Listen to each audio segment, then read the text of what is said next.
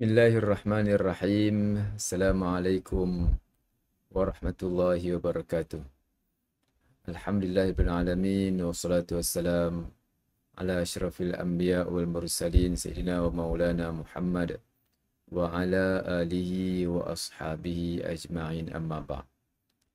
Alhamdulillah, syukur kita kepada Allah Subhanahu wa taala dapat kita bertemu dalam siri yang ke-8 pada kali ini yang membincangkan tentang pengenalan sekularisme, di mana sekularisme ini pada asasnya satu pemikiran yang bertentangan dengan Islam, dan pertentangan itu tidak semestinya dia memusuhi, tetapi pemikiran ini pemikiran yang tidak peduli kepada agama, abaikan agama, pemikiran yang tidak kisah kepada agama. Jadi untuk menjelaskan lagi definisi pengenalan kepada sekularisme ini, mari kita lihat definisi dan penjelasan yang diberikan oleh 4 kamus, iaitu daripada Kamus Dewan, daripada Kamus Britannica, Encyclopedia Britannica, daripada Encyclopedia Oxford, dan juga daripada Kamus Webster. Di mana dalam Kamus Dewan ini, yang merupakan kamus yang sering kali kita gunakan dalam kalangan rakyat Malaysia, mendefinisikan sekularisme sebagai suatu pemikiran yang menolak agama dan juga pemikiran yang memisahkan agama dari urusan keduniaan. Persoalan di sini, adakah pemikiran sekularisme itu menolak agama, ataupun mestikah sekularisme itu menolak agama? Ini suatu penjelasan yang penting, kerana pemikiran sekularisme ini tidak semestinya dia membenci agama, tidak semestinya dia memerangi agama seperti mana yang berlaku kepada Kamal Atatürk, yang membenci agama, yang berusaha mengubah ajaran Islam, mengubah agama Islam, mengubah azan, mengubah solat, mengubah pakaian orang Turki, dan seperti mana yang berlaku kepada Kamal Atatürk. Sekularisme ini tak semestinya memerangi agama, membenci agama. Sekularisme ini dia satu pemikiran yang tak peduli kepada agama, pemikiran yang tidak kisah kepada agama, pemikiran yang tak ambil tahu tentang agama, pemikiran yang menganggap agama ni tak ada kaitan dengan kehidupan. Maka sekiranya dia pakai pakaian ikut suka dia, sekiranya dia nak minum ikut suka dia, nak makan ikut suka dia, nak pilih bank mana yang dia nak berurusan dalam peminjaman ataupun dalam pelaburan, ataupun dia nak buat loan dengan mana-mana bank ikut suka dia tanpa ikut panduan agama, ini pemikiran sekular. Kerana pemikiran sekular ini tak semestinya pemikiran yang membenci agama, menolak ataupun memerangi agama, tak semestinya begitu. Sekiranya dia tak solat pun, tak solat, termasuk dalam sekular juga. Sekiranya dia tak puasa, ikut suka dia, nak puasa, nak solat, dia ikut suka dia, bererti dia memisahkan dirinya daripada tuntutan agama. Dia mengeluarkan dirinya daripada tuntutan agama. Apabila dia mengikut kehendaknya sendiri, apabila dia ikut hawa nafsunya, apabila dia ikut keinginannya, maka itulah yang dikatakan sekularisme. Kerana sifat kepada agama mengikat manusia. Sifat kepada agama ini dia mengikat segala tindakan kita. Kita tidak boleh pakai ikut suka kita. Kita tidak boleh minum ikut suka kita. Kita tak boleh buat apa ikut suka, melainkan mestilah menerusi panduan yang ditetapkan oleh agama. Ini perlu difahami dengan jelas. Sebab ada orang yang menganggap dia sekular ni mesti perang agama, mesti memerangi agama, mesti menolak agama secara jelas. Tidak. Dia mungkin berlaku secara jelas, dia mungkin berlaku secara halus. Yang kedua, daripada Encyclopedia Britannica, di mana dalam Encyclopedia Britannica ini didefinisikan sekularisme sebagai satu gerakan sosial yang mementingkan dunia dan tidak mementingkan akhirat. Dengan kata lain, kehidupan di dunia ini yang menjadi keutamaannya. Dia nak seronok, dia nak hidup senang, dia nak hidup mewah, dan kesenangan, kemewahan itu yang dipikirkan tanpa memikirkan tentang dosa dan pahala. Kita orang Islam ada dua perkara, dosa dan pahala. Sikit-sikit dosa, sikit-sikit pahala. Kerana itulah yang menjadi ukuran kepada kita di dunia ini. Kan? Kerana apabila kita tidak mementingkan tentang soal dosa dan pahala, maka kita menjadi seorang yang sekularis. Kemudian dia lihat daripada ensiklopedia Oxford, di mana menurut ensiklopedia ini, sekularisme merupakan pemikiran keduniaan ataupun materialis. Kerana keduniaan ini, dia seorang yang materialis. Kerana perkara yang berkaitan dengan akhirat ni tidak dilihat. Yang dosa pahala, siapa ada lihat dosa pahala? Siapa yang ada lihat neraka? Semua ni tak nampak dan tidak dilihat oleh manusia. Manakala kehidupan di dunia ini, kan, rumahnya, keretanya, pangkatnya, kejayaannya, rumah dan sebagainya, semua benda yang boleh dilihat. Sekiranya dia menumpukan kepada perkara yang boleh dilihat ini, maka itulah satu pemikiran yang sekularis. Bagi seorang yang sekularis, agama tak sepatutnya menjadi asas kepada akhlak dan juga kepada pendidikan. Maknanya segala tindakan seorang yang sekular ini semuanya tidak berteraskan kepada agama. Semuanya berteraskan kepada keinginannya, semua berteraskan kepada kehendaknya, semua berteraskan kepada hawa nafsunya, dan tidak ada kaitan langsung pun semua itu dengan panduan ataupun dengan titipan daripada agama. Ini seorang yang sekularis. Bagi Kamus Webster pula, seorang yang sekularis ni ialah seorang yang mempunyai semangat keduniaan ataupun aliran keduniaan. Seperti mana tadilah, dia aliran keduniaan, semangat dunia, yang menolak perasaan, menolak iman, menolak ibadat. Dia tak fikir tentang iman, tak fikir tentang ibadat, tak fikir tentang dosa dan pahala. Kan? Dan akhirnya dia membawa pemisahan kepada agama dan negara. Bila disebut pemisahan agama dan negara ini, seorang yang sekularis tidak semestinya dia berkaitan dengan negara. Pemisahan agama dan negara, kan? Agama negara sekular. Dia mungkin berlaku kepada peribadi. Peribadinya seorang yang sekular. Dia tak semayang sekular, dia tak puasa ni sekular, dia buat ikut suka dia tu sekular. Kan? Kerana sekular ni ialah satu pemikiran yang dan ladiniyah, pemikiran yang tidak ada agama, ikut suka ni. Kan? Ini bahaya yang disebut pemikiran ikut suka ni, kerana pemikiran ikut suka ni merupakan satu pemikiran mengikut kehendak sendiri, mengikut hawa nafsu sendiri, yang semua ini tidak sesuai ataupun tidak selari dengan tuntutan agama. Kita tak mahu apabila disebut sekular ini, dia langsung terfikir pemerintahan, soal pemerintahan sahaja. Sedangkan dirinya yang tidak mengikut perintah agama, dia tak rasa dia seorang yang sekular. Ada orang tanya, Ustaz, dia kata, adakah sekular ni sebut dalam Al-Quran? Kan? Memang perkataan sekular ni tak sebut dalam Al-Quran. Yang disebut dalam Al-Quran perkataan fasiq. Yang disebut dalam Al-Quran perkataan zalim, perkataan munafik, perkataan kufur, perkataan syirik. Semua-semua ni disebutkan dalam Al-Quran Karim.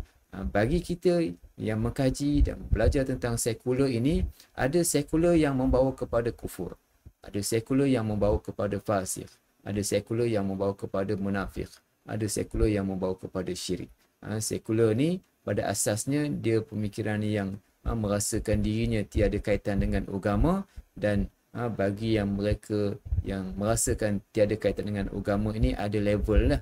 Ada level yang membawa kepada kufur, ada level yang membawa kepada syirik, ada level yang membawa kepada munafik, fasik dan sebagainya.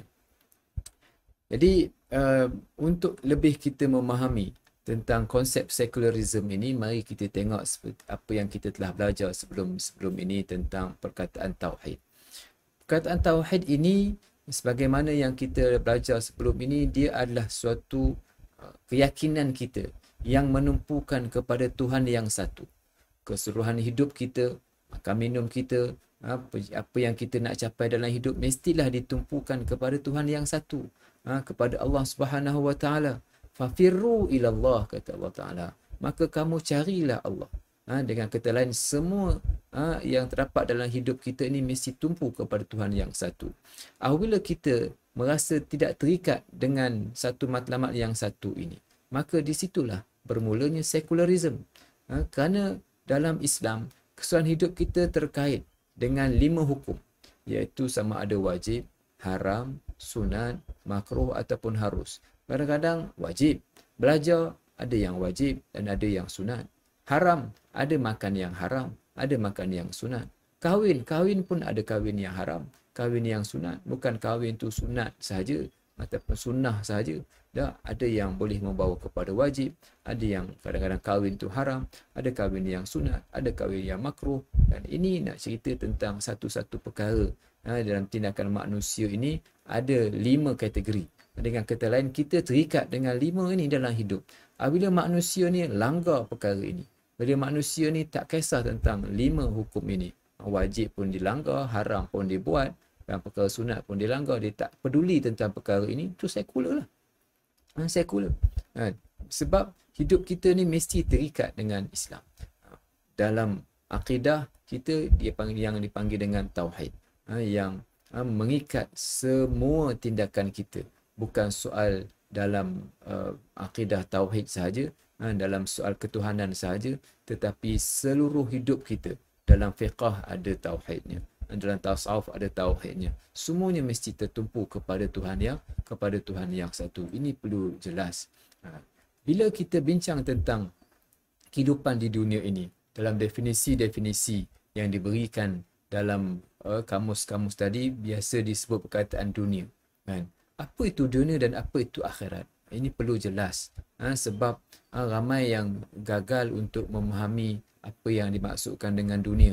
Dia kata dunia ini kan, kejayaan hidup, kemewahan hidup ni semua dunia. Kereta besar dunia, kereta mewah dunia, rumah besar, banglo, ini semua dunia. So apa sebenarnya dunia dan apa sebenarnya akhirat? Kita tengok perkataan dunia ini berasal daripada perkataan dekat. Daripada perkataan dana yadnu, dekat. Dekat ini bermaksud apa-apa yang tidak boleh membawa kepada pahala dan tidak menjauhkan perkara daripada dosa. Ini dunia.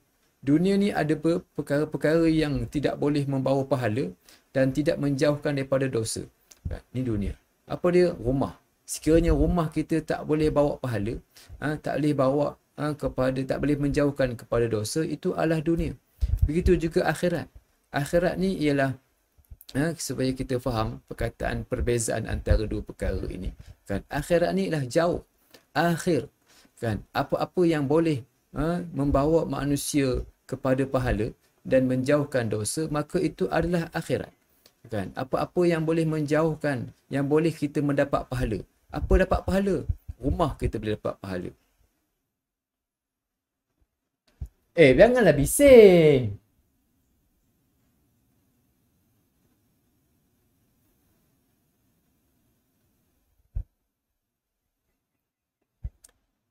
Seterusnya mari kita lihat perbezaan antara dunia dan akhirat. Di mana dunia ini adalah benda yang dekat, manakala akhirat ialah perkara yang jauh. Dunia ini adalah apa-apa perkara yang tidak boleh membawa pahala dan tidak boleh dan tidak boleh menjauhkan daripada dosa. Maknanya kan, sekiranya rumah kita, rumah yang besar, tidak boleh bawa kita dekat dengan pahala, ini adalah rumah dunia. Kereta besar tak boleh bawa kepada dunia, ini adalah dos, ini adalah perkara dunia. Kan, apa-apa yang tak boleh bawa pahala dunia lah. Kan, apa-apa yang boleh bawa pahala itu adalah akhirat. Masalah di kalangan manusia apabila mereka menganggap bila rumah mewah ataupun rumah banglo, kereta mewah, ini adalah dunia. Ustaz, ini dunia ustaz. Tak boleh kita dunia ni, kita nak akhirat. Akhirat macam mana? Akhirat ni kita pakai lebih kurang je lah ustaz. Kita naik basikal buruk, basikal tua je lah ustaz. Ini akhirat. Kereta mewah, ini semua dunia. Ini dunia belaka ustaz. Kita kena tinggalkan dunia, kita kena cari akhirat. So ini satu kefahaman yang silap. Kerana dunia ini adalah apa-apa yang boleh membawa kita kepada pahala. Ini adalah dunia. apa-apa yang tidak boleh bawa kepada pahala, ini dunia. Rumah kita, sekiranya kita tak ada boleh bawa pahala, kan? Dalam rumah kita tak mendorong untuk kita sembahyang, kita pun tak ajak orang datang rumah, kan? Maka ni rumah yang rumah dunia lah, kan?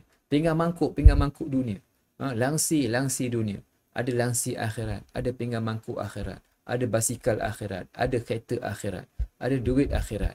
Sekiranya semua tadilah, lansinya, rumahnya, pinggan mangkuknya, kenderaannya, yang boleh mendorong untuk dia boleh dapat pahala dan menjauhkan daripada dosa, ini adalah akhirat, rumah akhirat, kereta akhirat, walaupun mewah selama sekalipun. Sekiranya basikal tu, dia naik basikal, tetapi basikal tu tak bawa dia pahala, dia walaupun dia naik basikal, umur pun dah 70, sebab tu orang 70 ni rajin datang masjid dah, tapi dia duduk lepak, kan, sampai pukul 8 malam, kan, sehingga dia tidak boleh bawa kepada pahala, maka ini basikal dunia, kan. Kereta mewah ni adalah kereta akhirat. Sekiranya kereta tadi digunakan untuk jalan-jalan kebaikan, memudahkan kehidupannya, yang kehidupannya itu menjurus kepada mencari pahala, maka ini yang disebut sebagai akhirat. Ini perlu jelas, sebab dalam definisi-definisi ini yang diberikan tadi banyak menyebut tentang urusan keduniaan, kan. Cumanya dunia yang dilihat daripada perspektif Islam ini, apa yang boleh tidak bawa pahala, inilah dunia. Sekiranya boleh bawa pahala, kereta, rumah, apa segala kemewahan itu adalah perkara yang boleh untuk nak mendekatkan manusia kepada Allah Ta'ala, maka itulah yang disebutkan benda akhirat. Sebab akhirat ini daripada perkataan akhir, dunia daripada perkataan dana bermaksud dekat, akhirat maksud lambat, akhir. Jadi perkara yang dekat apa dia? Kehidupan kita ni dekat. Perkara yang berkaitan dengan dosa pahala, perkara yang lambat. Yang lambat akhir. Yang kita akan tahu selepas kita mati ini. Jadi ringkasnya daripada definisi yang diberikan tadi, kan, sekularisme ni merupakan satu fahaman kebendaan, satu fahaman material yang menumpukan kepada benda-benda nampak, kepada tidak ditumpukan kepada perkara dosa. Perkara dosa dan pahala ini tidak dilihat, tidak dianggap ada bagi seorang yang sekular, sebab tu dia langgar, sebab tu dia tak kisah, sebab tu dia tak peduli tentang perkara ini. Sama ada dia menolaknya secara jelas ataupun menolaknya secara halus, ataupun paling tidak dia tidak peduli kepada agama, tak peduli kepada dosa pahala. Inilah seorang yang sekular. Dia juga menolak agama sebagai asas dalam bermasyarakat dan negara. Tapi salah faham yang sering berlaku ialah bila disebut sekular, kan, sekular hanya berada di tingkat negara. Peribadinya, peribadi ni tak sekular. Dia tak fikir begitu. Dia tak fikir sekiranya dia larut dalam kehidupan dunia. Dia tak fikir sekiranya dia tak semayang, tak puasa, tak zakat, tak buat perkara ni, dia tak anggap dia seorang sekular. Tak, itu adalah satu pemikiran yang bercanggah dengan Islam. Dan apatah lagi seorang yang sekular ini, dia tak ada rasa bertuhan, dan dia tak ada rasa kaitan dengan Tuhan. Ini kesimpulan yang dapat kita simpulkan daripada definisi-definisi yang diberikan oleh kamus tadi. Namun sebagaimana yang disebutkan tadi, sekular ini ada tahapnya. Ada tahap yang tertinggi menolak agama. Tahap yang kedua tak peduli dengan agama. Tahap yang ketiga ambil agama ikut keperluan. Tahap yang menolak agama ni sangat bahaya, boleh membawa kepada kekufuran, sebab dia memerangi agama. Dia menolak agama. Dia menganggap dia tak terima agama. Ini malahan ada setengah mereka yang memerangi, yang bukan sekadar tak peduli tapi perang benci kepada agama. Ini tahap yang paling tinggi yang boleh membawa kepada kekufuran. Manakala tahap yang kedua ni, yang tengah-tengah ni, tak peduli, tak kisah, ikut suka, kan. Yang ini kan, tidaklah sampai tahap kufur, tetapi boleh membawa kepada fasik dan mungkin juga membawa kepada munafik, kepada perangai dan sifat nifak, kerana tak peduli kepada agama, dan yang paling sekurang-kurangnya dia ambil agama ikut keperluan. Dia nak ikut, ikut. Tak nak ikut, dia tinggalkan. Ini pun bahaya juga. Yang boleh membawa kepada fasik, yang boleh membawa kepada nifak juga. Tapi yang paling tinggi ini kan, seorang yang satu pemikiran yang menolak agama, seperti mana yang berlaku kepada Kamal Atatürk sebagai contoh yang jelas kan. Dan juga sebahagian daripada orang Islam. Ada orang Islam yang dia mengaku secara jelas, I Muslim not practice. Ada yang secara jelas mengaku macam gitu kan, dia Muslim tapi nak practice. Tapi dalam konteks Malaysia ni orang tak sebut begitulah kan. Kalau saya pernah jumpa dengan orang mereka, orang Islam kan, dia kata I Muslim not practice. Ini tak berlaku secara keluar daripada mulut orang Malaysia. Secara umumnya begitulah. Tetapi dalam tindakan mereka, dalam perbuatan mereka, ada yang tak peduli kepada agama. Ini yang bahaya. Kalau dilihat terjemahan sekularisme ini dalam bahasa Arab diterjemahkan sebagai ilmaniyah.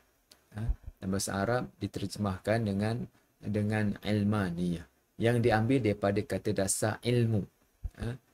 Ilmun ilmaniyah, dan diletakkan alif, nun dan ya di hujungnya, seperti ruh, ruhaniyah, rabb, rabbaniyah, ilmun ilmaniyah. Jadi kan persoalannya, kenapakah diambil kata dasar sekularisme ni daripada perkataan ilmu? Ini menjadi satu masalah, sebab bila diterjemahkan perkataan ini kepada perkataan ilmu, kan, dia mengelirukan. Kerana kenapa pula diberikan erti ke sekularisme ni dengan erti ilmu. Sebab itu menurut Syekh Yusuf Al-Qaradawi, dia kata terjemahan sekularisme dengan ilmaniyah ini satu terjemahan yang tidak teliti, malahan satu terjemahan yang tidak betul. Kerana perkataan sekularisme ini tidak mempunyai kaitan dengan lafaz ilmu dan kata dasarnya. Apa pula kaitan ilmaniyah ni, sekularisme ni dengan ilmu? Kerana ilmaniyah ini satu pemikiran yang tak berkaitan dengan agama. Kan? Jadi tak berkaitan dengan agama, kenapa nak dikaitkan dengan ilmu pula? Kan? Ini satu masalah lah dalam soal terjemahan. Sebab itu menurut Syekh Yusuf Al-Qaradawi, dia kata kalau pemikiran sekularisme ini yang lebih tepatnya ialah pemikiran al-ladiniyah. Pemikiran al-ladiniyah atau pemikiran ad-dunyawiyah. Al-ladiniyah ni perkara yang tiada agama. Allah diniyah. La ni tiada kaitan, diniyah agama, tak ada kaitan dengan agama. Ataupun pemikiran ad-dunyawiyah, pemikiran yang tiada hubungan dengan agama dan pemikiran yang bersifat keduniaan. Ad-dunyawiyah, pemikiran yang bersifat keduniaan. Sama ada dia tak ada kaitan dengan agama ataupun ad-dunyawiyah ni, kan, dua-dua tu adalah sifatnya sama, iaitu yang menolak agama ataupun yang tak ada kaitan dengan agama. Namun bagi Syed Naqib Al-Attas, dia mendefinisikan sekularisme ini dan dia mengatakan bahawa dia merupakan perkataan yang berasal daripada bahasa Latin, iaitu seculum, yang membawa maksud satu generasi ataupun zaman ataupun masa. Kan? Dia merujuk kepada generasi ataupun zaman. Kan? Dengan kata lain, kan, sekularisme ini merupakan satu fahaman di sini kini, kan, satu generasi sekarang ataupun zaman sekarang, di sini kini. Jadi sekularisme kan diterjemahkan di sini kinian. Jarang kita dengar istilah ni kan. Di sini kini maknanya menumpukan kepada masa sekarang, zaman ini, bukan zaman selepas ini, iaitu penumpuan kepada zaman sekarang, iaitu kehidupan duniawi. Kan? Dia punya resultnya sama di antara Yusuf Qaradawi dengan Syed Naqib Al-Attas, resultnya sama. Tetapi cara mereka mendefinisikan itu, satu kan dia melihat daripada sudut bahasa Arab, satu dia melihat dia merupakan perkataan yang berasal daripada bahasa Latin. Apapun kedua-dua tokoh ini menolak sekularisme dengan satu fahaman yang selesa dengan agama. Malahan menurut Sayyid Naqib Al-Atas, di sini kini ini kalau di dalam bahasa Arab disebut sebagai huna al-aniyah. Huna al-aniyah. Huna ni maksudnya sini dan al-an maksudnya kini. Sebab itu diterjemahkan di sini kini. Dan satu pemikiran yang tidak berkait dengan agama. Kerana bagi seorang yang sekularis, kan, tiada nanti. Tak ada nantilah, kan. Ke akhirat nanti tak ada. Kan. Mereka tak fikir tentang nanti, kehidupan lepas mati ni. Mereka tak fikir tentang urusan berkenaan. Mereka tak fikir tentang adanya di sana. Di sana maksudnya, kan, ukhrawi, tak ada fikir tentang kehidupan selepas mati, tak ada. Kan. Ataupun sekurang-kurangnya mereka tidak mempedulikannya. Kan. Sebab itu mereka langgar, nak semayang, nak puasa, nak zakat. Ikut suka dia, nak pinjam duit kat mana, nak apa semua. Kan. Ini seorang yang sekularis. Yang wujud hanyalah alam fizikal ini. Kan. Yang kehidupan dunia ni, keretanya, rumahnya, kan. Lalu benda yang berkait dengan dosa pahala, tak ada fikir. Dosa pahala ni metafizik. Kan. Dia ada dua. Satu fizik dan metafizik. Fizik ni benda nampak. Metafizik alam gaib, benda yang tak nampak. Apa yang nampak kereta. Apa yang nampak rumah. Apa yang nampak kehidupan ni nampak. Tetapi yang tak nampak apa dia? Yang tak nampak tentang dosa pahala tak nampak. Tuhan yang menjadikan tu tak nampak. Perkara ini adalah metafizik, benda yang kita percaya tetapi kita tidak melihatnya. Kepercayaan ini bertentangan dengan pemikiran fizik. Pemikiran fizikal yang menumpukan kepada alam keduniaan. Kerana mereka hanya menumpukan kepada benda yang nampak dan tidak menghiraukan dan mengabaikan perkara yang tidak nampak. Ringkasnya, kesimpulan daripada gabungan daripada Sayyid Naqib Al-Atas dan Qardawi, kan, menurut Qardawi, pemikiran ataupun perkataan ilmaniyah ini diterjemahkan dalam bahasa Arab merupakan penggunaan yang salah. Yang maksud sebenarnya ialah al-ladiniyah ataupun ad-dunyawiyah. Bagi atas, perkataan ni kalau dalam bahasa Arab, sekularisme ini boleh diungkapkan sebagai almaniyah ataupun huna al-aniyah. Almaniyah, almaniyah alam sekarang ini, kata Sayyid Naqib Al-Atas, ataupun huna al-aniyah. Jadi kedua-dua tokoh ini menolak satu terjemahan yang diterjemahkan sebagai ilmaniyah ni, satu pemikiran dan juga satu terjemahan yang tidak teliti, bahkan terjemahan yang salah. Mari kita lihat satu penjelasan yang lebih mendalam lagi tentang sekularisme ini. Menurut Sayyid Naqib Al-Atas, sekularisme ini dia beroperasi ataupun dia berfungsi untuk yang pertama, disenchantment of nature, menghapuskan kepercayaan mistik daripada alam. Alam ialah perkara yang nampak, bukan perkara yang tak nampak, bukan perkara mitos, perkara mistik yang tak nampak. Apa maksud disenchantment of nature?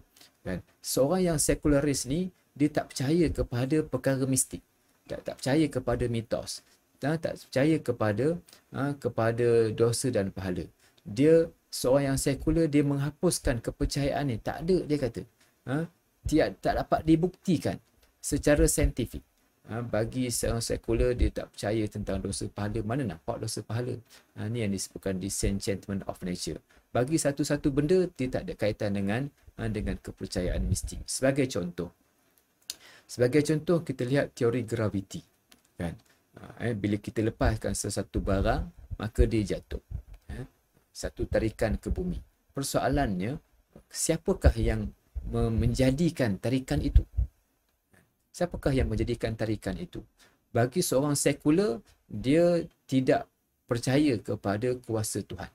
Ataupun dia tak hirau tentang kuasa Tuhan. Kerana yang dia tahu, bila aku lepas, jatuh. Itu dia kata. Kalau aku lepas ni, benda ni jatuh. Siapa yang menjadi, siapa yang meletakkan sistem graviti ini, wallahualam, dia cakap aku tak tahu. Dia tidak peduli tentang perkara berkenaan.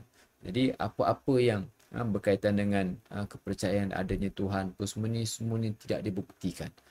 Jadi satu-satu benda ini perlu dilepaskan daripada alam mistik. Ini seorang yang secularism. Yang kedua, desacralization of politics. Jadi maksudnya ialah menafikan kesucian politik. Politik ini merupakan satu tindakan yang boleh dipersoalkan dan tindakan yang boleh dirasionalkan. Maksudnya apabila satu-satu tindakan itu boleh kita fikirkan sebabnya, boleh kita nyatakan, berikan justifikasi kenapa kita boleh, kenapa dibuat traffic light kat sini, kenapa perlu speed limit 90, 110, kenapa perlu ada speed limit yang tertentu, kenapa nak dihukum dengan hukum yang tertentu, kenapa diletakkan 20, kenapa letakkan 20 tahun, kenapa diberikan sebat 6 kali sebat. Semua ini boleh dipersoalkan. Adapun sekiranya satu-satu keputusan dalam politik itu tidak boleh dipersoalkan, ini ditentang oleh secularism. Sebagai contoh, untuk hukuman hudud sebagai contoh, mesti dipukul kepada penzina, kerak tangan kepada mencuri. Kenapa kerak tangan? Tak boleh ke benda lain? Yang benda lain ini boleh untuk nak menghindarkan orang daripada tindakan mencuri, boleh menghindarkan daripada mabuk. Buatlah benda lain, tak semestinya dengan cara potong tangan, dengan cara sebat, dengan cara-cara yang dianjurkan oleh agama. Jadi apabila mereka tak dapat memberikan persoalan itu, tak dapat memberikan jawapan terhadap persoalan itu, maka mereka tak terima tentang perkara ini. Sebab itu dalam soal yang berkaitan dengan hudud ataupun dengan berkaitan dengan apa-apa pun, sekiranya alasan yang kita beri itu alasan yang bersifat agama. Sebagai contoh, kita naik komuter. Dia naik komuter ni ada satu coach yang khusus untuk perempuan sahaja, ladies only. Bila kita masuk di situ, kita macam kalau orang lelaki lah masuk kat situ, rasa macam dilihat, dijeling-jeling oleh perempuan. Sebab apa? Sebab masuk di tempat yang coach wanita. Kenapa diwujudkan coach khusus untuk wanita sahaja? Sebab berlakunya gangguan seksual. Sebab kalau campur lelaki perempuan ni bersesak, berlakunya sempit-menyempit, ada yang mengambil kesempatan yang tidak sesuai tentang perkara ini, maka kumpulan hak asasi wanita mencadangkan supaya adanya khusus untuk wanita sahaja. Jadi alasan yang diberi ialah mengelakkan daripada gangguan seksual. Tapi kalau alasan yang diberi ini ialah mengelakkan daripada pencampuran bebas lelaki dan perempuan yang diharamkan oleh agama, perkara ini tidak dipersetujui oleh kumpulan sekular, sebab alasan yang diberi alasan yang bersifat agama. Tapi kalau alasan yang diberi itu alasan yang logik, ini mereka sokong, yang ini mereka boleh terima. Yang mereka tak boleh terima tentang soal hudud dan sebagainya itu bukan sebab hudud itu, tapi sebab dia adalah daripada agama yang mereka tidak boleh mempersoalkan dan tak boleh nak rasionalkan. Ini masalah mereka lah. Sedangkan kita tahu dalam hukum hudud ini satu undang-undang yang datang daripada Tuhan untuk mengatur hidup manusia dalam soal mengelakkan daripada zina dan menjaga agama, menjaga keturunan, menjaga akal, menjaga maruah, dan itu semua ada dalam hukum hudud. Kemudian yang ketiga ialah deconsecration of values. Deconsecration of values ini adalah menghapuskan kaitan nilai dengan suci. Tiada nilai kebenaran yang mutlak. Dengan kata lain, suci-suci ini tiada dalam konteks secularism. Dalam secularism tidak dianggap suci. Benda yang ada ni, itulah dia bendanya. Benda yang dianggap ni tempat ni suci, tempat ni ada perantu, tempat ni ada mistik, ada kepercayaan tentu tak ada. Mereka tak fikir tentang perkara berkenaan. Perkara ni elok, perkara ni tak elok, juga tidak diterima oleh seorang yang sekular, melainkan sekiranya perkara itu boleh mendatangkan manfaat, dianggap sebagai elok. Sekiranya perkara ini boleh mendatangkan mudarat, dalam fikiran mereka ini tidak elok. Adapun yang difikirkan daripada agama, mereka tidak memikirkan perkara ini daripada agama. Sebab mereka menolak panduan-panduan daripada agama. Ini yang ada dalam konteks apa yang disebut sebagai sekularisme ini menolak semua pandangan-pandangan ini. Di ringkasnya, seorang yang sekular ini kan menumpukan kepada aspek material, menumpukan kepada aspek keduniaan. Keduniaan yang dimaksudkan itu ialah kehidupan ini. Sekiranya dia seorang yang kaya, banyak duit, seorang yang banyak hartanya, sekiranya harta itu digunakan untuk agama, digunakan untuk mencari pahala, ini bukan seorang yang sekular. Tetapi sekiranya dia merupakan orang kaya dan dia hanyut kekayaannya itu dengan kehidupannya, tidak ingat Allah Subhanahu Wa Taala, dia seorang sekular. Begitu juga sekiranya seorang yang miskin, naik basikal dia, dan miskin itu tidak bawa dia dekat dengan Islam, tidak bawa dia dekat dengan masjid dan surau, ini adalah seorang yang sekular. Sedangkan kita seorang yang berfikiran tauhid, mestilah meletakkan kecintaan kita dan matlamat kita yang utama adalah untuk mencari Allah Subhanahu Wa Taala. Sebab itu penting bila kita belajar tentang tauhid ini, kita perlu untuk membetulkan kompas dalam kehidupan. Betulkan kompas dalam kehidupan. Apa yang kita nak cari? Yang kita nak cari ialah kita nak cari redha Allah. Yang kita nak cari ialah tentang banyakkan pahala. Yang kita nak cari ialah segala usaha yang menjauhkan kita daripada kemurkaan Allah Subhanahu Wa Taala. Saya kira itu yang dapat saya kongsikan dalam topik pengenalan kepada sekularisme ini. Mudah-mudahan dia bermanfaat untuk kita semua. Wallahu alam. Assalamualaikum warahmatullahi wabarakatuh.